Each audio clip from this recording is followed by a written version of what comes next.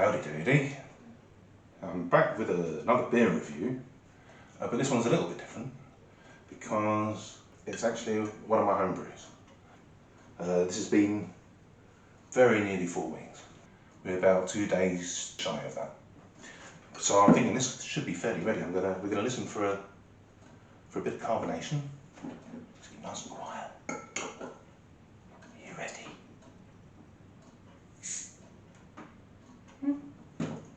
That sounded reasonable to me. Okay, I've got to be careful how I pour this because it's got sediment in the bottom. So what you don't want to do is tip it and pour it back again. Really you want to get it in one slow, continuous pour, thereby giving yourself the best chance of leaving the sediment in the bottle. And in actual fact, I believe that that's what the shoulder of the bottle here is for. No, that seems reasonably carbonated to me.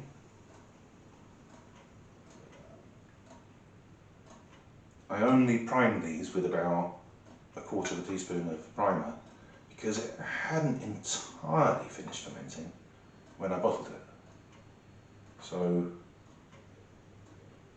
seems to me like they're about right now.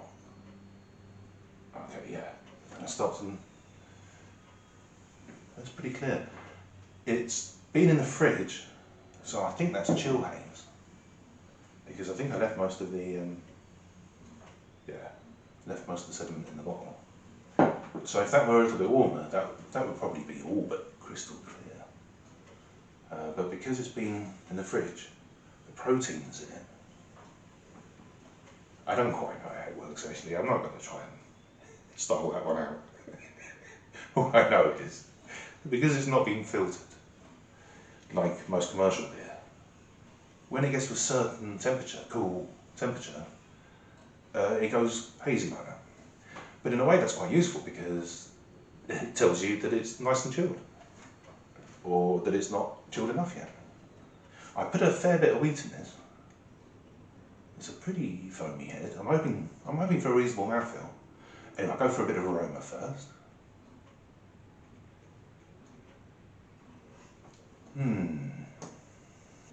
It's quite savoury.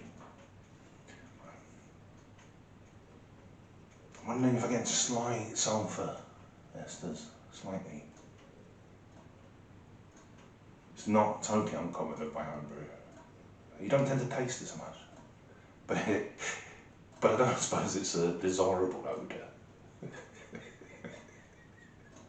But I mean, a not uncommon feature of homebrew, well, in my experience anyway. Okay, I'm going to move on to a taste test.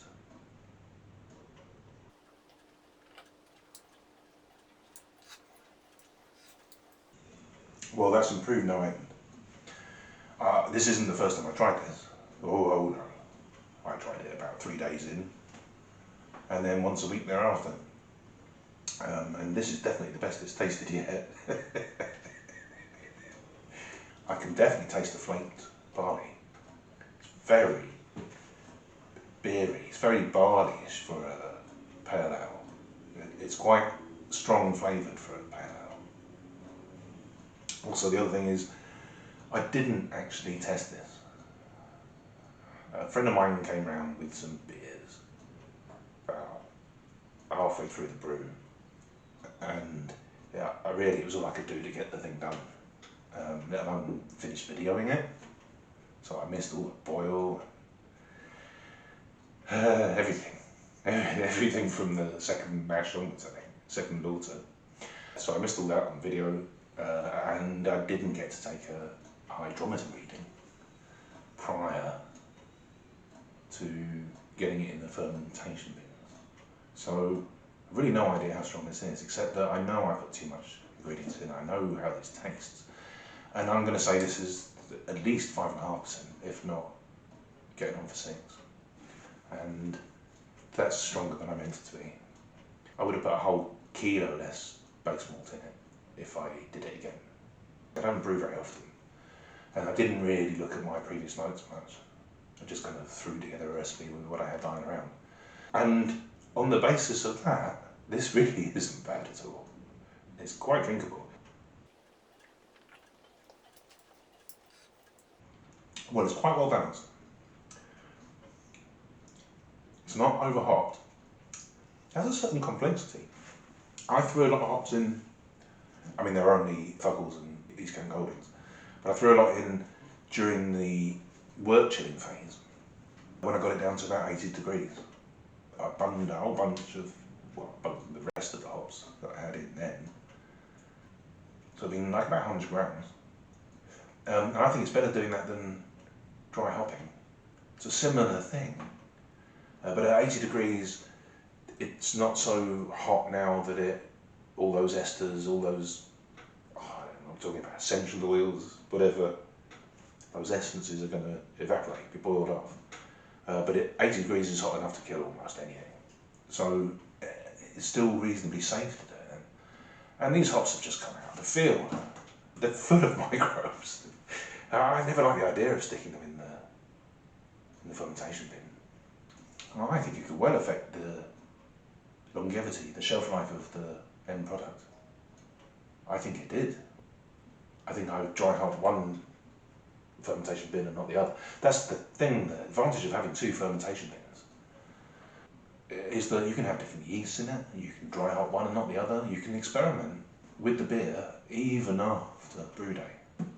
And there's a lot to be said for that. You wouldn't believe how much different the two can be by just using a different yeast. Amazing. It's a really valuable experiment. I've learned a lot from doing that. This is perfectly drinkable, which is a good thing because I've got another 80 bottles of it. But it seems like my friends might help me drink it. So that's good, because I don't think it's going to have a great longevity because the base malt was already a year old. And I think you can slightly taste that. I'm not sure, it could be that the flake barley was about a year old or more. But something's got a slightly papery, slightly, I don't know, slightly stale taste to it. But only very slight. And it's less noticeable when it's cold in the fridge like this, when it's all hazy. I'm tempted to say that this is summer lightning-y, because it's kind of savoury like that. It's probably similar ingredients. And yeah, it's got that kind of homebrewy tinge. I don't know if you know what I mean. Craft ale. It's got the craft ale thingy. Perfectly good, really. The problem is I haven't been drinking homebrew for a long time. I've been drinking a whole manner of commercial beer. And although it didn't have any yeast in it by and large, the quality was superb. You rarely get a bad commercial beer, really. It might not be to your taste, or they might put something funny in it. You know, like cinnamon or peach essence or whatever. But it doesn't really belie the quality of the beer that it could have been. And they're so clear and crisp and clean, and there's nothing bitter or sulphury or any of that stuff from the commercial things. You have to accept a little bit of that. I still haven't decided whether I like them better chilled or not.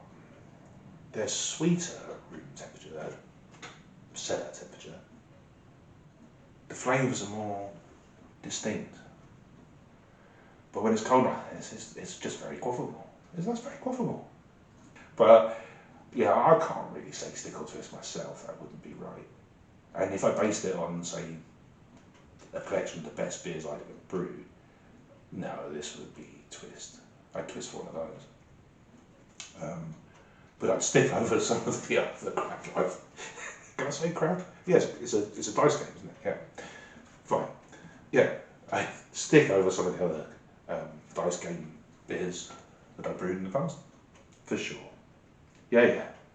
So it's somewhere between the two. I've already enforced this on a couple of friends, and they both requested a second or more. My rule of thumb with my homebrew is if somebody voluntarily, I mean usually I force the first one, you have to, yeah, especially if they've had some before. So you have to force the first one on them. But then the second one, if they voluntarily request it, well, I mean that's a stick, surely that's a stick. I'm taking that as a stick. So I'd say that more than 50% of the time, somebody that's already had one of my beers I mean, that's if somebody wants another beer. Might very well opt for another one over the cheap, nasty lager or something that they brought with them. And so I'm calling that a stick. I'm calling that a stick. That's a stick. Yeah. I think I'm going to be glad of it.